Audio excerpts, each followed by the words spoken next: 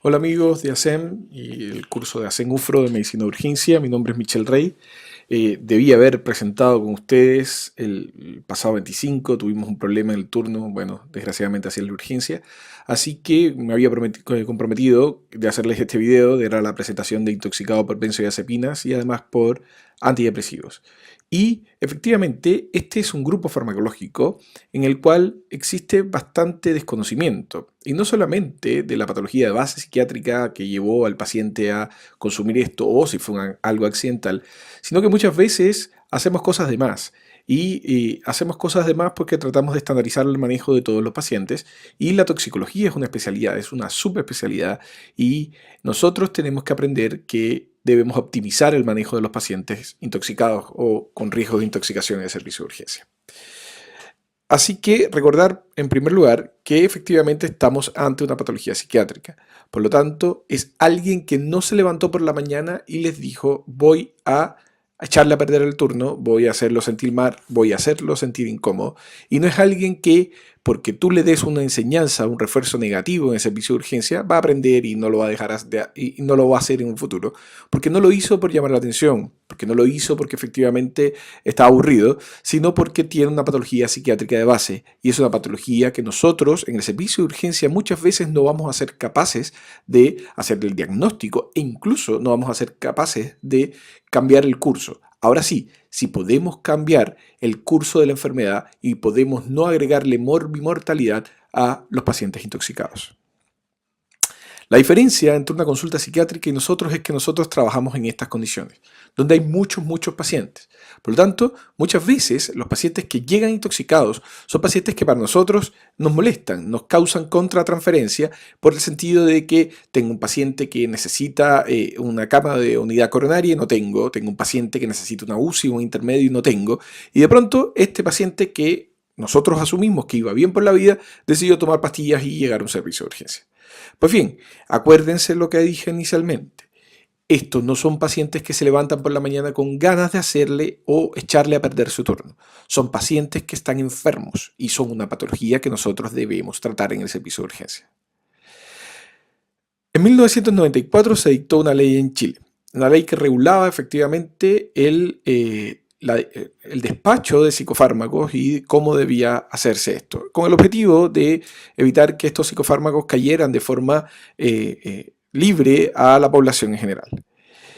Efectivamente, esta ley, la 15.069, lo que trataba era de regular la prescripción y el despacho de medicamentos hacia los pacientes. Esta ley fue tan efectiva que efectivamente al día siguiente en todas las farmacias, en todas las ferias libres del país, pues se vendió Aprazolam y Sertralina o cualquier otro tipo de medicamento.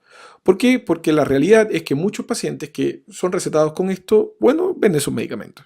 O que efectivamente hay muchos pacientes que requieren o que son adictos a estos medicamentos, sobre todo a las benzodiazepinas, y la buscan de forma no medicada, no prescrita, sino que la buscan porque ya llevan tiempo utilizándola. Y la realidad es esa, la realidad es que el acceso que tiene la población a estos medicamentos es un acceso bastante liberado, a pesar de que la ley determine lo contrario. Vamos a poner el caso de la abuelita María. La abuelita María efectivamente está deprimida en un hogar, y la abuelita María decidió tomar medicamentos. ¿Y qué tomó la abuelita María?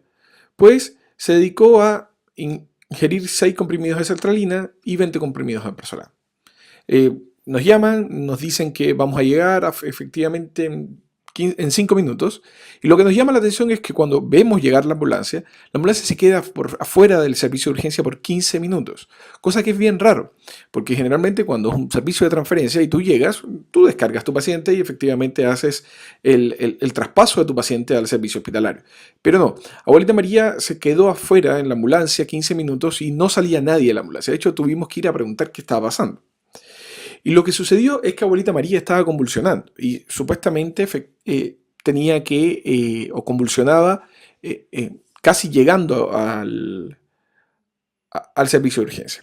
Se requirió múltiples dosis de midazolam porque, a pesar de que no le administrábamos, seguía convulsionando, y esto causó una depresión y terminó abuelita María intubada en la ambulancia, y eso es lo que estaban haciendo mientras no salía. El problema es que a abuelita María le inyectaron flumacenil.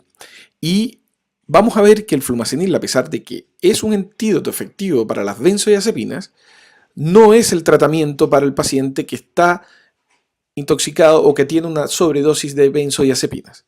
A pesar de que efectivamente es útil y se puede utilizar y además es efectivo, su problema radica en lo efectivo que es. Bien, esta es, bueno, la conocen bastante todos los que vieron la serie de Netflix, son esta serie, Angela Baker, y esta es la cinta para todos los del carbón activado. Y Angela Baker efectivamente estaba abrumada por el bullying que le hacían en la escuela y decidió quitarse la vida y que iba a atentar contra su vida porque creía que efectivamente ya no había ninguna otra solución. Angela tenía una patología psiquiátrica y decidió atentar. Se tomó 15 comprimidos de alprazolam y una botella de pisco. Desgraciadamente llegó a un servicio de urgencia donde cuando le dijeron que se había tomado todo lo que había tomado, alguien decidió efectivamente colocarle una sonda nasogástrica y empezar a colocar carbón activado. Como consecuencia de eso y como consecuencia del uso de la benzodiazepina,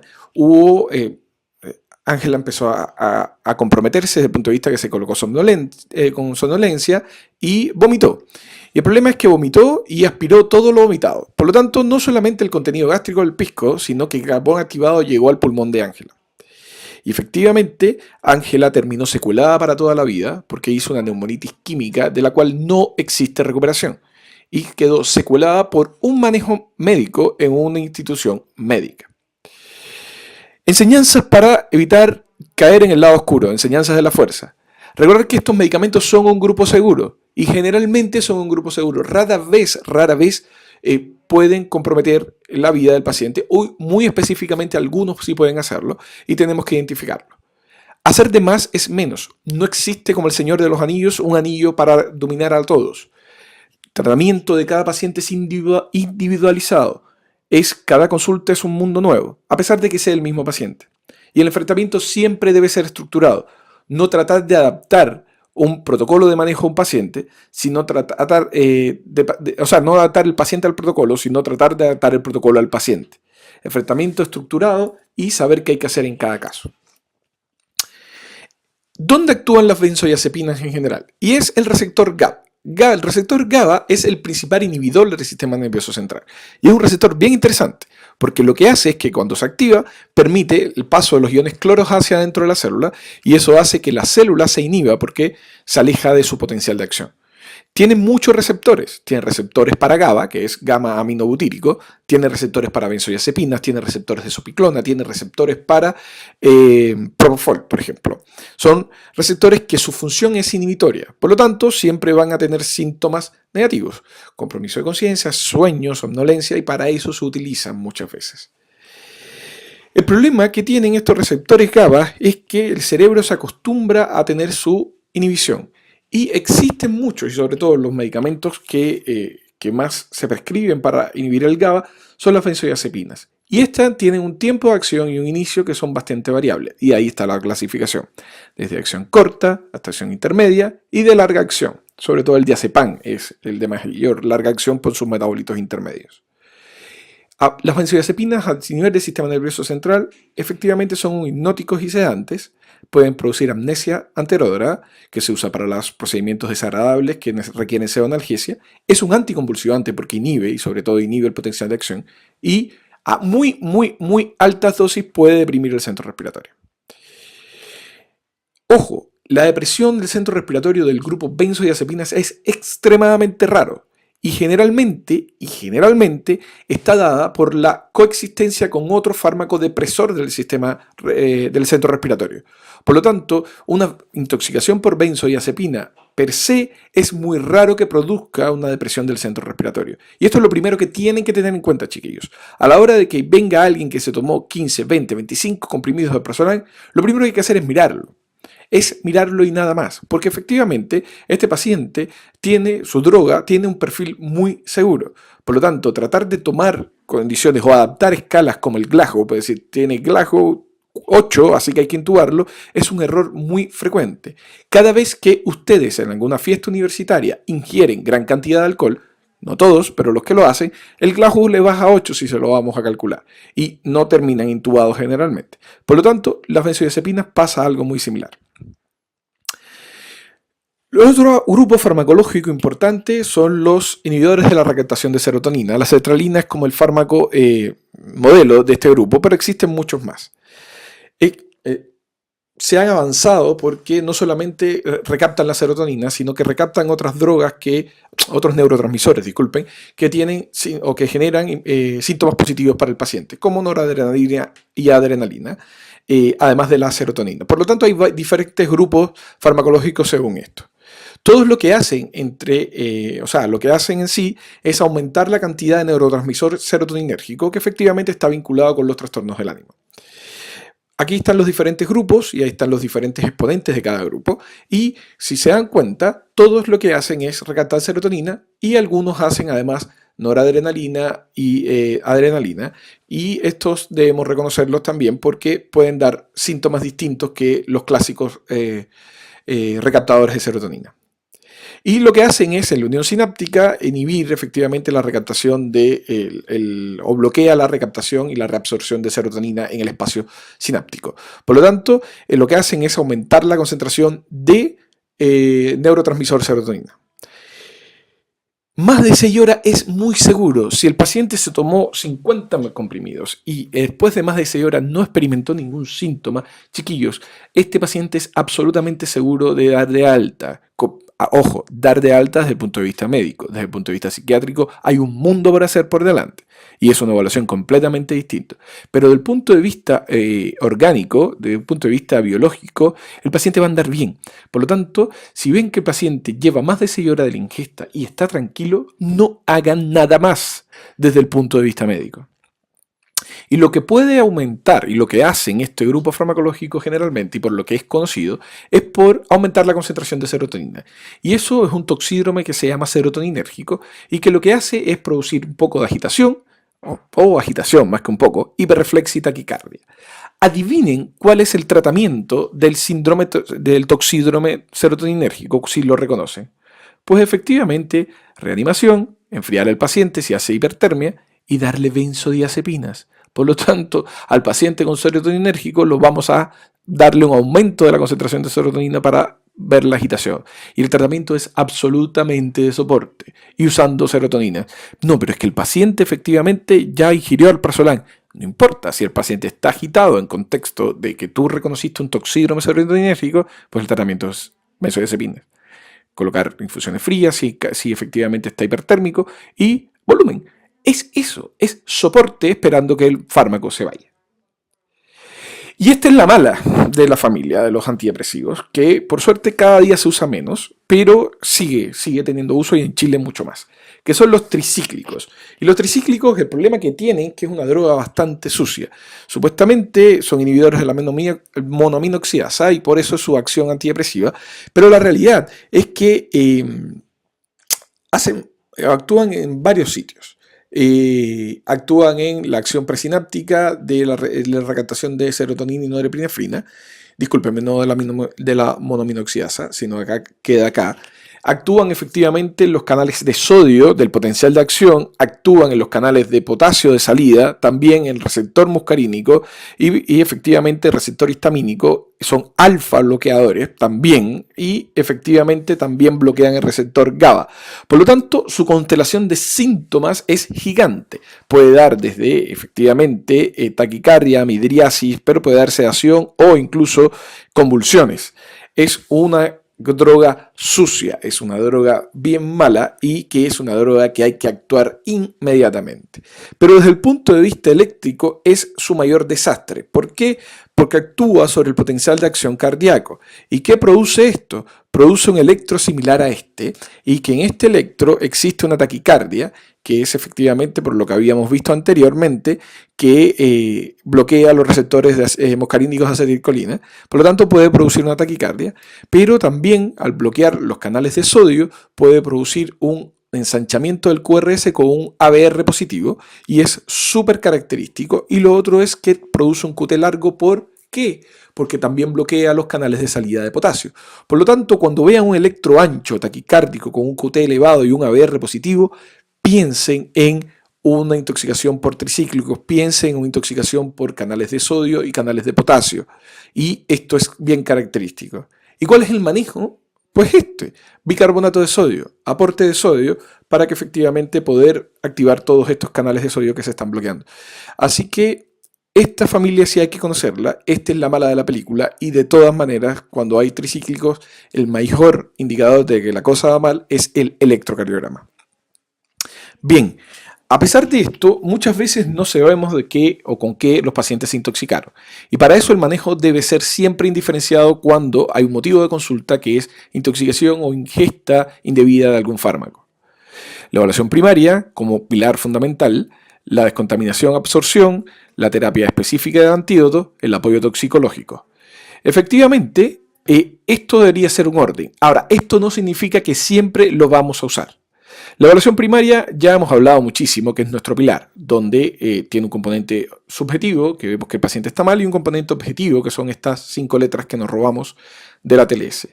Y que efectivamente lo que tratan es de ver cosas que sean rápidamente intervenibles y que tiene que estar siempre relacionado con un electrocardiograma y un hemologotest. Lo primero que vamos a hablar es la evaluación de la vía aérea, y es la ventilación y la permeabilidad de la misma. Si la vía aérea está permeable, si tú efectivamente con un cambio de posición el paciente garantiza una ventilación adecuada, pues no tienes que hacer nada. No utilizar, y ya lo habíamos visto, que la escala de Glahus es la escala más violada desde el punto de vista médico. Todo el mundo la usa a pesar de que está hecha para trauma y que está hecha por neurocirugía para la evaluación de un paciente traumático. Se extrapola off-label para muchas cosas, para el accidente vascular encefálico, para el compromiso de conciencia y para el compromiso de conciencia intoxicado también. No utilizar la escala de Glahus para tomar esta decisión de intubar o no, sino si está permeable y si el paciente ventila. La descontaminación y absorción. Hay que tener cuidado con esto, porque muchos de nosotros inmediatamente lo que hacemos es tratar de sacar medicamentos o de colocarle carbón activado. Y el lavado gástrico, efectivamente, como procedimiento, en Chile no se puede hacer. ¿Por qué no se puede hacer? Vamos a ver por qué. Porque el lavado gástrico está descrito con sondas de French mayores que son orogástricas y que no existen en Chile. Las ondas nasogástricas que tenemos no recuperan casi ningún medicamento. ¿Por qué? Porque no tienen suficiente fenestra de suficiente diámetro como para recuperar pastillas. No recupera casi nada. No vacía el estómago. Y puede aumentar por la estimulación el paso de medicamentos al duodeno y mayor absorción. Por lo tanto, tratar de evitar hacer esto, y hay que recordar que es un procedimiento doloroso. No está exento de complicaciones, y que dice la evidencia que no debe usarse de forma rutinaria, solo se podría justificar en un tóxico muy, muy peligroso, que no es ninguna de estas dos familias, y por lo tanto no es para todo. Además, en Chile no existen las condiciones para hacerlo. Por lo tanto, cuando vean que alguien le está metiendo una sonda nasogástrica por la nariz, sepan que están haciendo una cosa bastante inútil. Otra cosa es que si lo vamos a hacer, tendríamos que también ver si este paciente, efectivamente, esa sonda no va a ningún otro lado. Por lo tanto, de rutina ni de broma. Por el otro lado, el carbón activado, que es una sustancia porosa y que absorbe compuestos, no todos los compuestos, pero absorbe compuestos, de todas maneras, uno de los manejos también activos que hay en el servicio de urgencia. ¿Qué dice la evidencia al respecto? Que solamente en sustancias muy letales, que sea antes de 1 hora de ingesta y que no haya compromiso de la vía aérea. Por lo tanto, si tú tienes un paciente que efectivamente puede vomitar y puede comprometerse porque esté somnoliento y puede aspirar, este paciente no deberías usarlo, porque este fármaco produce una neumonía química, neumonía que su daño al tejido pulmonar es irreversible, eso no se puede sacar. Por lo tanto, este paciente va a tener mayor morbimortalidad gracias a tu intervención. Por lo tanto, no de rutina, no lo usen de rutina. Este paciente es una foto real de un caso que nos tocó ver y que desgraciadamente esta paciente quedó secuelada de por vida por una intervención médica. Por lo tanto, puede aumentar la tasa de morbimortalidad. Y por último, el flumazenil. El flumazenil también actúa en el GABA, en el receptor de benzodiazepina, y es brutalmente efectivo. Agarra y desplaza cualquier benzodiazepina porque es mucho más afín que cualquier benzodiazepina. El problema es que es un inhibidor competitivo y su tiempo de acción es de 1 a 2 horas y produce o puede producir una cosa que se llama abstinencia aguda. Y la abstinencia aguda es que ese receptor, todos los receptores GABA que estaban activados por la benzodiazepina se cierren y toda esa inhibición del cerebro disminuya. Y al efectivamente tú inhibir esto, se produce una abstinencia, un síndrome de abstinencia aguda, que puede producir excitación, convulsiones y compromiso de conciencia. Y adivinen cuál es el tratamiento. El tratamiento es benzodiazepina, pero el problema es que la benzodiazepina tiene que competir por el mismo receptor que ya está ocupado por una sustancia más afín como el flumacenilo. Por lo tanto, a pesar de que es un antídoto, a pesar de que es efectivo, no se debe usar de rutina y sobre todo en pacientes que tienen uso habitual de benzodiazepinas. Exámenes de urgencia, creo que ya lo deben haber visto en las clases que le hicieron, no son muchos. Electrocardiograma, gases, electrolitos y niveles de paracetamol. El resto de los exámenes de los test de droga que le vengan a vender no sirven. Son todos falseables, son todos con muchos errores y no tienen ninguna utilidad dentro de un servicio de urgencia. Son caros. Enseñanza de la fuerza, chiquillos, es un grupo seguro. Hacer más es menos, por lo tanto podemos meter la pata si queremos hacer más cuando el paciente no lo necesita. Y el enfrentamiento es estructurado. A pesar de que cualquier guía farmacológica te diga que después de la evaluación primaria ver si hay una descontaminación, absorción y un antídoto, no necesariamente tenemos que utilizarlo. Tenemos que conocer cuál es la eficacia y cuál es la necesidad que tiene nuestro paciente del mismo. Muchas gracias, disculpen por no haber estado con ustedes y formar parte de la mesa redonda. Nada, nos vemos en otro curso ASEM y espero que sigan aprendiendo y sigan interesándose en la medicina de urgencia.